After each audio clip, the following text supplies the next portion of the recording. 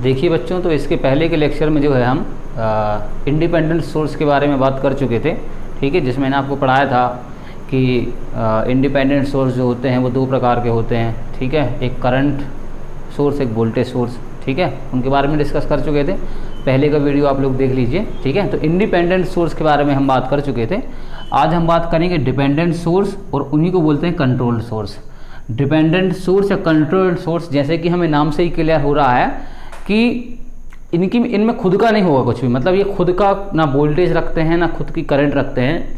किसी और सोर्स के वोल्टेज या करंट पर इनकी वैल्यूज डिपेंड करती हैं। ठीक है, और इनके एक स्टैंडर्ड सिंबल हैं, इनके सिंबल भी स्टैंडर्ड है, जो आपको ये जो है क्वेश्चन में देखेंगे। जब हम SSCGI के प्रीवियस ईयर के क्वेश्चन देखेंगे तो उसमें आपको क्वेश्चन में इस टाइप का सोर्स लगा हुआ दिख जाएगा, आप कंफ्यूज हो जाओगे, क्योंकि पॉलिटेक्निक वालों को, डिप्लोमा वालों को ये चीज़ नहीं पढ़ाई जाती है, केवल बीटेक के सिलेबस में आपको होती है कंट्रोल सोर्स।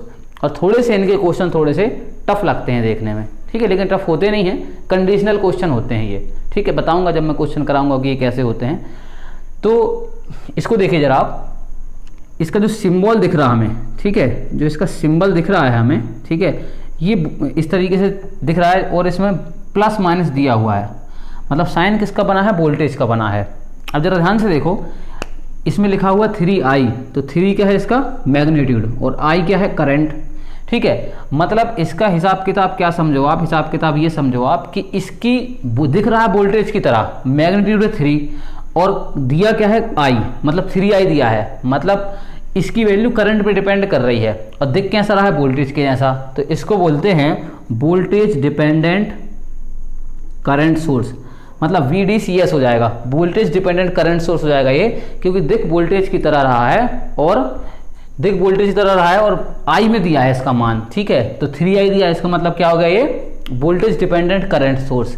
ठीक है, और इधर पे देखिए आप जरा, ये वोल्टेज की तरह दिख रहा है हमें, ठीक है, लेकिन इसकी वैल्यू मैंने 3 ली है। ठीक है, और दिया क्या है V, वोल्टेज की तरह दिख रहा है, 3 इसका मैग्नीट्यूड हो गया, मान हो गया, और V में दिया है, मतलब इस वोल्टेज की वैल्यू वोल्टेज पे ही डिपेंड कर रही है, तो इसको बोलेंगे voltage dependent voltage source, VDVS। ठीक है, ये हो जाएगा हमारा। अब नेक्स्ट आप देखिए, देखो ये किसकी तरह दिख रहा है, ये जो सिंबल होता है तीर का, ये करंट का सिंबल होता है। ठीक है, तो ये करंट का सिंबल दिया है और करंट पे ही वैल्यू डिपेंड कर रही है, 3I लिखा है ना, तो इसको बोलते हैं करंट डिपेंडेंट करंट सोर्स। ठीक है, ये करंट डिपेंडेंट करंट सोर्स हो गया। ठीक है, अब जरा इसको देखो, इसकी ये करंट की तरह दिख रहा है, सिंबल किसकी तरह है, करंट की तरह। ठीक है, लेकिन वैल्यू क्या दी है इसकी, 3V, मतलब करंट सिंबल में दिया हुआ है, करंट का सिंबल दिया हुआ है, वैल्यू काय की दी है 3V, वोल्टेज में डिपेंड कर रहा है, तो इसको क्या बोलते हैं, करंट, इसको बोलेंगे करंट डिपेंडेंट वोल्टेज सोर्स। ये हो गया आपके। तो इस तरीके से आपको एग्जाम में देखेंगे। अभी आप इसको केवल सिंबल याद रखिए कि सिंबल इसके इस तरीके से दिखते हैं, और किन किन को क्या कहते हैं, आपको इतना आपको याद होना चाहिए, इतना आपको समझ में आना चाहिए। ठीक है, तो इस तरीके से हमारे डिपेंडेंट सोर्स हैं। ठीक है, 4 प्रकार के होते हैं, voltage dependent current source, voltage dependent voltage source, current dependent current source, और करंट डिपेंडेंट वोल्टेज सोर्स। इतने प्रकार के होते हैं हमारे। ठीक है, ये हो गया। अच्छा, एग्जाम्पल देख लेंगे, एग्जाम्पल देख लेते हैं जरा, एग्जाम्पल क्या है। ठीक है, तो example current dependent current source का जो एग्जाम्पल है BJT है। BJT क्या है, करंट डिपेंडेंट करंट सोर्स होता है। ठीक है, और ये क्या है आपका JFET। JFET जो होता है वो क्या होता है, करंट डिपेंडेंट वोल्टेज सोर्स होता है। ठीक है, और VDVS क्या है, जैसे DC जनरेटर की बात करें तो उसके वोल्टेज की वैल्यू करंट पर डिपेंड करते हैं, तो DC जनरेटर हमारा क्या हो जाएगा, DC जनरेटर क्या हो जाएगा हमारा, voltage dependent current source. DC generator में जो वोल्टेज बनता है वो करंट की, उसका वोल्टेज का मान जो है करंट के ऊपर डिपेंड करता है, उसको क्या बोलेंगे हम, वोल्टेज डिपेंडेंट करंट सोर्स। तो इसके एग्जांपल हो गए कुछ हमारे। ठीक है, ये इस तरीके से हमें दिखते हैं। ठीक है, अब हम जरा देखेंगे कि एक टॉपिक और हम यहाँ पे कवर करते हैं कि हम जो है, अगर हमें किसी भी सर्किट में दिया हो सीरीज पैरेलल कॉम्बिनेशन कैसे हम सॉल्व करेंगे, रेजिस्टेंस का सीरीज पैरेलल कॉम्बिनेशन हम कैसे सॉल्व करेंगे, उसको आज हम यहाँ पे देखेंगे।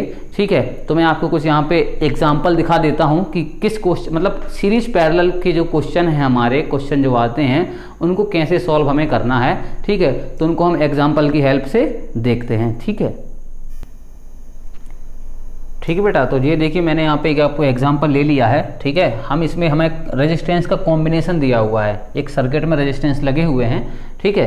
तो हम जरा देखेंगे कि इसका इक्विवेलेंट रेजिस्टेंस क्या आएगा, आर इक्विवेलेंट कितना आएगा। बेसिकली हम ये देखना चाह रहे हैं कि सीरीज पैरेलल में अगर हमें रेजिस्टेंस दी हो तो इनको सॉल्व कैसे करते हैं। तो हमें फाइंड करना है इधर से फाइंड करना है आर ए बी या फिर आर इक्विवेलेंट हमें फाइंड करना है। तो इसको कैसे करेंगे, तो जब भी आपको इस तरीके का सर्किट दिया हो या आपको आर इक्विवेलेंट या सीरीज पैरेलल रेजिस्टेंस सॉल्व करना हो, ठीक है, आर इक्विवेलेंट आपको चाहिए हो, ठीक है, तो आप क्या करिए, सबसे इधर से देखना स्टार्ट करिए, ठीक है। पहले मैं आपको एक चीज बता देता हूं, देखिए कि इधर पे अगर हम इधर से कोई हम करंट माने कि ये इधर से कोई करंट है आई, तो देखिए करंट अगर ऐसी जाएगी इधर से, तो ये वाली ब्रांच और ये वाली ब्रांच, ये 2 ओम और ये 2 ओम, ये 2 ओम, ये दोनों ये कैसे हैं, मतलब एक इधर से करंट आएगी, ठीक है, आई इधर से आ रही है, तो एक I1 यहाँ डिवाइड होगी और एक I2 यहाँ पे आएगी। तो जहाँ पे करंट डिवाइड होती है वो पैरेलल ब्रांच होती हैं, उनको हम पैरेलल ब्रांच कहते हैं, ठीक है। तो जरा देखिए ध्यान से इधर पे, तो इधर पे क्या होगा हमारा कि ये और ये 2 ओम और ये वाली इधर से ये वाली ब्रांच इधर तक की, इधर से इधर तक की ब्रांच जो है इधर वाली ये वाली पैरेलल में कनेक्टेड होंगे। तो सॉल्व करना हम कहाँ से स्टार्ट करेंगे, इधर से लास्ट से सॉल्व करना स्टार्ट करेंगे। अब ध्यान दो, ये जो I1 करंट है, जो I1 है, ये इस 2 ओम में भी फ्लो होगी, इस 2 ओम में भी फ्लो होगी, ठीक है। तो ये दोनों जब करंट सेम होती है तो मैंने आपको बताया था वो क्या क्या कहलाता है, वो सीरीज कहलाता है, सीरीज कनेक्शन कहलाता है अगर करंट सेम हो। तो अगर इन दोनों की बात करें तो सीरीज में क्या हो जाएंगे, ये जुड़ जाएंगे। सीरीज में रेजिस्टेंस क्या होते हैं, ऐड होते हैं, तो ये दोनों तो जुड़ जाएंगे। तो इसका नेक्स्ट अगर मैं सॉल्व करने की कोशिश करूं तो कैसे होगा सॉल्व, ठीक है। ये 2 ओम का ज्यों का त्यों होगा, ये 2 ओम ज्यों का त्यों रहेगा, ये 2 ओम भी इधर पे ज्यों का त्यों रहेगा, ठीक है।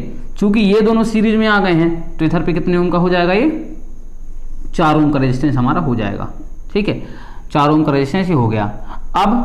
अब देखो जरा ध्यान से, ये 2 ओम का ये, अब फिर से अगर हम करंट यहाँ पे अज्यूम करें तो ये I करंट है, ठीक है, ये इधर I1 जाएगी, इधर I2 जाएगी। तो अब क्या है, करंट फिर डिवाइड हो रही है। और जहां मैंने आपको बताया था कि करंट डिवाइड होती है, इधर से करंट आ रही है, इसमें और इसमें डिवाइड हो रही है, 2 ओम और 4 ओम में क्या हो रही है, डिवाइड हो रही है, ठीक है। तो ये दोनों कैसे हैं, पैरेलल। अब पैरेलल कैसे सॉल्व करते हैं आपको पता है, कैसे सॉल्व करते हैं। पैरेलल में क्या होता है, R1 R2 divide by R1 plus R2, ये पैरेलल कॉम्बिनेशन सॉल्व होता है। तो कैसे सॉल्व करोगे, इन दोनों को मल्टीप्लाई करो और जोड़ दो, तो क्या हो जाएगा 2 × 4 डिवाइड बाय 2 + 4, तो ये क्या आ जाएगा 8 बटे कितना आ जाएगा 8 बटे 6, मतलब 4 बटे 3, इतना आ जाएगा हमारा इसका, ठीक है। तो अब ये दोनों ब्रांच सॉल्व हो गई, पैरेलल कॉम्बिनेशन सॉल्व हो गया, कितना आ गया आंसर 4 बटे 3, ठीक है।